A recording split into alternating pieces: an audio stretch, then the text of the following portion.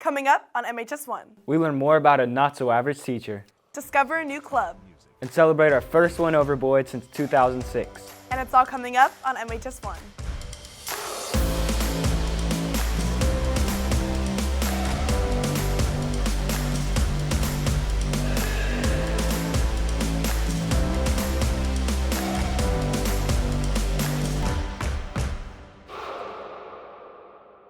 Good morning, McKinney High School. Today is Friday, November 16th. I'm Cam Johnson. And I'm Monica Newland, and you're watching MHS1.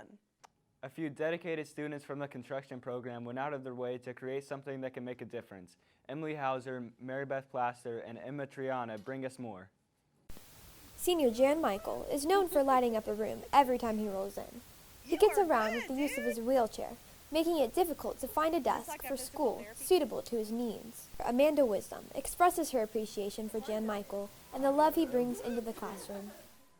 I often refer to him as my sunshine because when he comes in the room, the whole room just lights up. She quickly approached construction teacher Mr. Stephen Matkoff with the idea of building a desk that fits Jan Michael's needs. The desk that we were using for him initially was a big square table, and we pulled it up as high as we could. These desks don't go as high as they need to. We had done lots of research on the types of desks we could maybe order for him as a district, and there really wasn't anything that fit all the needs that Jan Michael had. Construction students senior Chris Dykey and junior Isaac Bertrand took responsibility for the task. Ms. Wisdom initially approached us about creating the desk. They didn't really have anything that fit his needs. We said, well, we can build it. We saw his desk on these pegs. Doing this let him have a desk with wheels. It can really put him to the classroom. It fits him perfectly, and it's very mobile. We can move it around the room, which mobilizes him more. So now he's going to be a little more inclusive, and I'm pretty excited about that. But what really made the final product of the desk all worth the while occurred during the reveal. His reaction was like this, just really joyful and happiness, and he started jumping up and down. It's really beautiful because he was just a big old smile on his face, so happy. Miss Wisdom, with the other students, have high hopes that this act of kindness will inspire those who don't struggle with a disability to use that to their advantage of helping others and spreading kindness. They really went out of their way to help a student in need. These students do their part here on McKinney High School campus every day, and I think they're starting to learn that they have a talent that can benefit others. They had the talent and they had the knowledge of building something so great for a student who really needed it and asked for nothing in return. And that's the most selfless act I can think of. What's so cool about this desk? Everything. This is Ben, Emily Hauser, Mary Beth Plaster, and Emma Triana reporting for MHS1. I love the desk. Bollywood is the nickname for the Indian film industry. It's also the new club at McKinney High. Sarah Humadi and Carson Gorman bring us more information on this program. Childhood experiences dictate the kind of person you become, and for Sonal Patel, the opportunity to start a club was an outlet for her life events. I feel like just growing up, I would always watch Bollywood movies, and in the movies, there's an amazing number of dance numbers, basically. So every movie has so many dances and so many songs, and it's a great way that it represents us as a whole.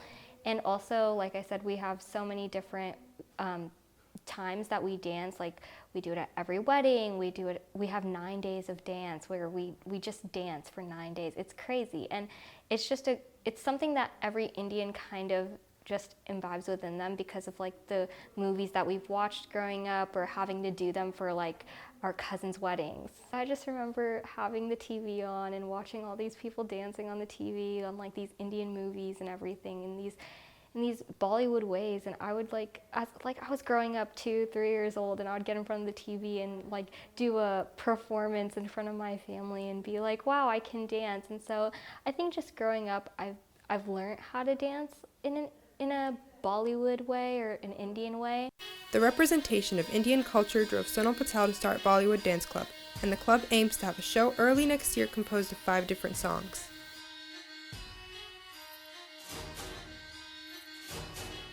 We have a wide variety from really classical Indian dance to very modern Western American type of dancing. We show that a lot of people can do these dances. It's not just Indian people. And not only that, it shows that we are able to dance just as like how the step team would dance or how the drill team dances. Like we have our own form of dance, and it shows that Indians also have a place in our community. Bollywood Dance Club is every Thursday in the Makerspace, and they are always looking for a way to impact students. This has been Sarah Hamadi and Carson Gorman reporting for MHS1. Paloma Colmenero is a self-taught nail artist who has found her passion through cosmetology. Ali Tauber and Brandon Barrows share her story. Ever since she was young, Paloma Colmenero has had a special relationship with makeup. When I was younger, I would love to, like watch my mom and stuff in the bathroom, and I would just see like all her MAC eyeshadows, and I would just see her putting it on every time she would go out, and then I kind of would play around with her makeup because for me, it was like my own little world. Like I got to create a look, and the times that I would be like most mad or like most sad or something, I would create like the best looks, and it's kind of when I realized that it was an outlet for me and that it was like something that gave me purpose. She knew, however, that her purpose was not limited to cosmetics, but much more. About a year ago, I really was interested in like expanding and just not doing just makeup. I wanted to do hair, I wanted to do nails, I wanted to do something else because I felt like I could and I wanted to challenge myself. And so we had like a little acrylic kit. It was like a Walmart like little kit. And that's kind of how I started. I just started putting acrylic on my hands. I didn't really know how to do it. I learned a lot of it from YouTube, honestly. That's where I learned all of my stuff. And just kind of trial and error. And then I would practice on my sister, both of my sisters, and then they were kind of my guinea pigs. And I'd say it took me about a good 6 months. But I think my favorite thing about all of this stuff that I do is just, seeing the outcome of on people's faces when I do their makeup, when I do their nails. They're like, oh my God, I'm so in love with this. And they just feel really good about themselves. She makes sure to polish everything, including the experience itself. Since Paloma's my friend, I just feel like I'm hanging out with my friend, like she's doing my makeup or something. So it's like a really comfortable environment. And I didn't know that she was self-taught, but that's really respectable. That's really cool. I could never teach myself how to do something so complex. So, and she does a way better job than some people who go to school to do nails. Her story is far from over, and she strives to expand her knowledge on the new fields of cosmetology. I just want to do something big with all aspects, not just makeup, not just nails, not just hair. I want to kind of know everything about all of it. I want to own my own makeup brand. I want to be an influencer. I want to, be one of the best that there has ever been. And that's just my goal, and that's why I continue to try new things like nails. And I really want to try making wigs next, because if I made wigs, I feel like I would feel just complete, I guess, because I'm expanding my knowledge and just continuing to work hard. This has been Ali Tauber and Brandon Barrows reporting for MHS1. Now here's Alicia Stokes with sports. Thanks, Annika. The Lionettes volleyball team made it to the third round of playoffs for the first time in 28 years. They lost 0-3 to Plano West. The Lions football team made it to playoffs this year after beating Boyd in the Crosstown Showdown. Now here's Sam Richards with the story.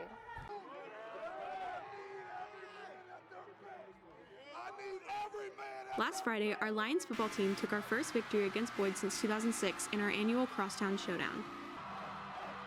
It's important to beat those guys because not only is it a crosstown rival, usually year in and year out there's major playoff implications in that game, and which there were this year. And so the biggest thing for us, even bigger than the crosstown rivalry, is that we get to go and represent our school and represent MISD in the state playoffs, which is something that we want to do every year.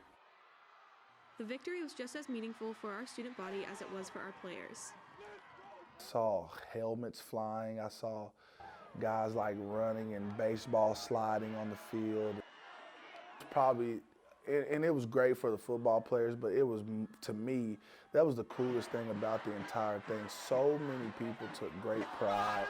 It was so important that so many people felt like a school win.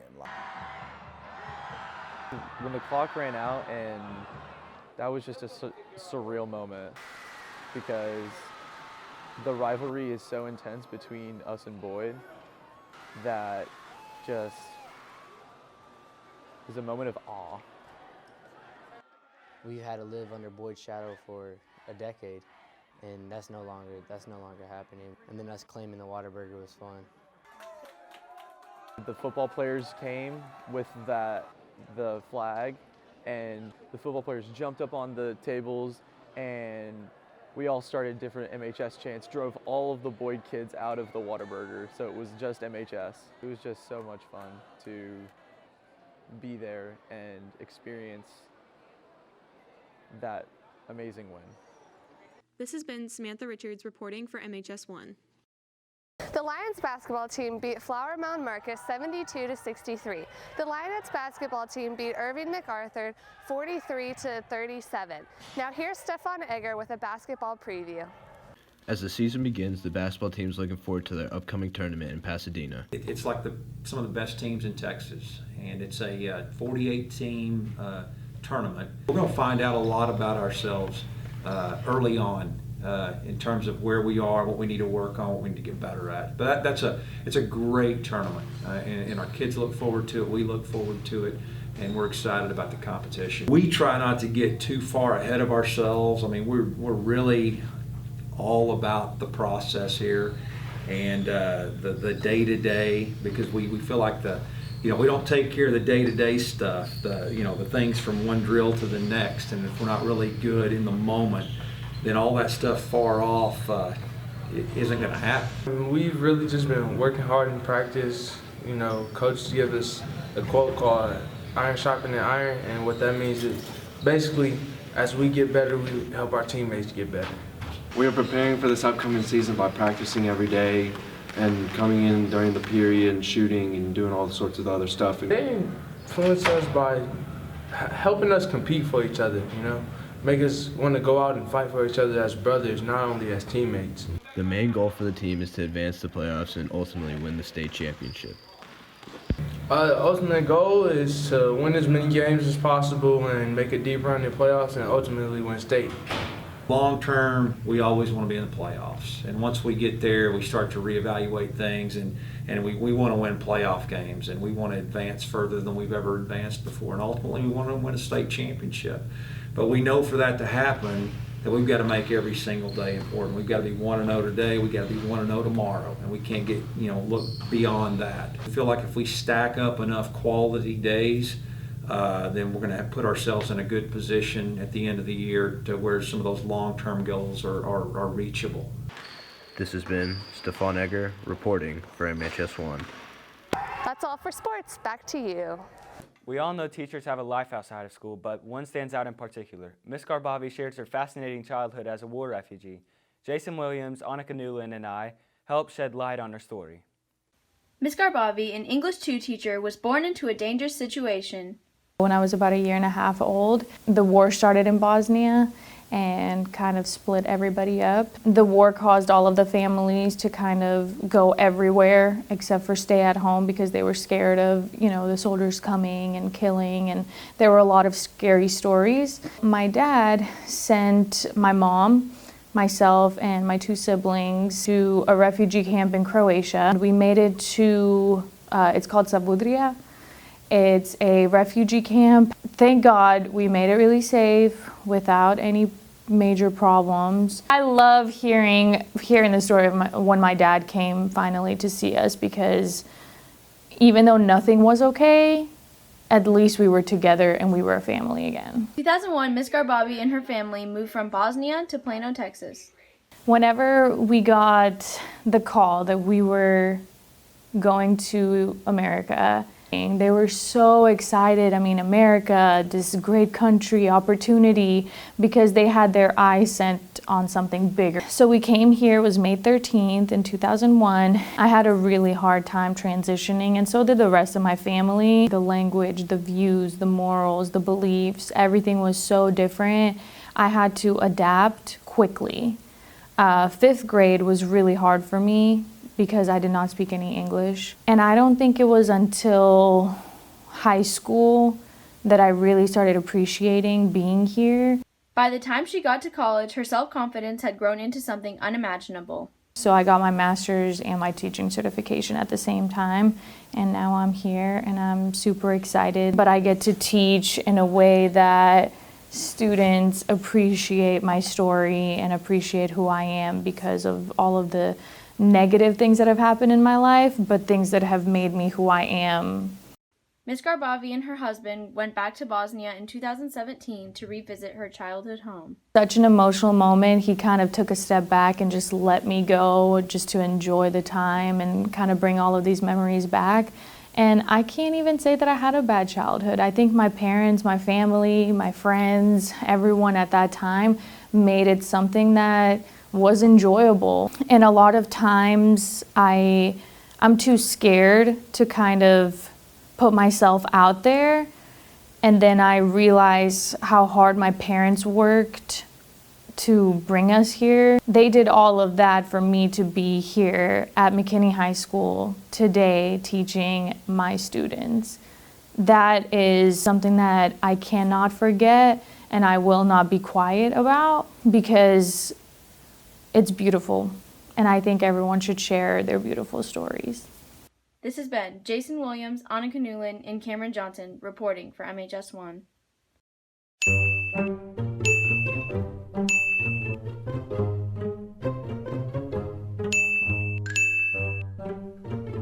It's not that hard to just walk to your class. Walk and talk. Don't stop and talk. Walk and talk.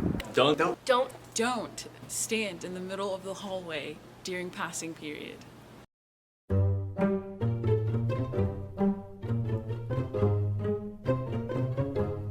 A new grocery store has popped up in downtown McKinney.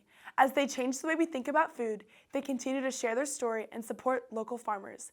Caitlin Woolshide has the story. Essentials is a zero-waste grocery store in historical downtown McKinney. Essentials is the first of its kind in North Texas. This is the founder here to talk about her shop.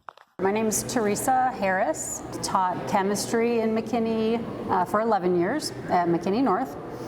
And I started a business back in 2011, which led into this business. So back then we started Elemental Essentials. We were making cleaning products, it was while I was still a teacher, and I was making cleaning products at home, just for my family. We were putting them in wine bottles because I wanted them to be pretty, and I could just sit them on top of my sink, and it turned into a business opportunity. People loved them. So Essentials is the storefront for Elemental Essentials. So the store is package free, so that means zero waste, but we also are zero food waste. So we don't, when there are hungry people in McKinney, even in McKinney we've got hungry people, it makes no sense to throw away food. If we don't sell it, we try to cook it, freeze it, or we turn it into ice cream and sauces. So this is what people want. This has been Caitlin Woolshide reporting for MHS1. Sydney Beck and Cordrick Dunn have the story on one of our own pre-cal teachers who have a very interesting collection. Oh yeah, that's the best one. I have a student who used to work at McDonald's, and one day he just brought in a Smurf McDonald's toy. And I loved Smurfs when I was a kid, and so he gave me the McDonald's toy. And I told him how excited I was about it, so when he would go to work, he started bringing me the Smurfs McDonald's toy. My students saw how excited I was about getting a McDonald's toy, so then I would have students come and say, hey, I went to McDonald's, and they would give me the toy that they got from McDonald's. So then it started, mainly it was my sixth period, and it would become like our class mascots. And so I would set them out on the desk, and it would be our, McDonald's toy collection. Collecting and displaying the toys have kept her spirits up in the toughest times. In 2004, I was diagnosed with Crohn's disease, and after that, my life changed. I had surgery to remove some of my intestines in 2008, and life after that, I had a lot of rough days, but I do have a lot of good days. And last school year, I started losing my hair, and that was tough. And in June, I was diagnosed with lupus, which was another big challenge. This school year, I was diagnosed with something called AVN in my elbow, where my bone is dying, and it's been another challenge. So I do have a lot of days where it's tough, and my students see that, but I'm very strong. So strong, in fact, that when she was in the hospital, she taught her kids via Skype. I tell my students, you need to find small things that make you happy, and for some reason for me, it's Happy Meal toys. Students bring her toys whenever they can. Because you're 10 the log and 10 this cancels. Since Ms. Earl likes the McDonald's toys, I'll be able to, sometimes get them. I mean, I haven't been able to get this one, but these are coming out, the Wreck-It Ralph toys, and she just likes collecting them. So I do my best, and sometimes when I'm able to, when I'm getting off of work, I can go and just kind of get some toys, whatever. I buy them and just bring them for her, Just seeing her happy, because my kind of character, I like to make people happy. I like people to smile, so being able to see her getting all excited and happy about the McDonald's toys makes me feel a little bit happy too. That's why I kind of bring them. She brings out all of her toys. She shows us the website, so she knows what toy is going to come out next. And she always asks us to bring them. So whenever somebody actually does, she brings out all of the collection. She wears them all at once. Right now it's Hello Kitty. So I'm pretty sure she has all of them. I don't think she's missing a single toy. But she just gets so happy, and for her, she always says that the little things matter. And I think her toys are her little things. This has been Sydney Beck and Cordrick Dunn, reporting for MHS1. And there's the purse, and inside the purse are stickers, which are my favorite. And that's all we have for you today. Make sure to follow us on Twitter at Mainstream News. And remember, if it's news and it's at McKinney High School, it's MHS1.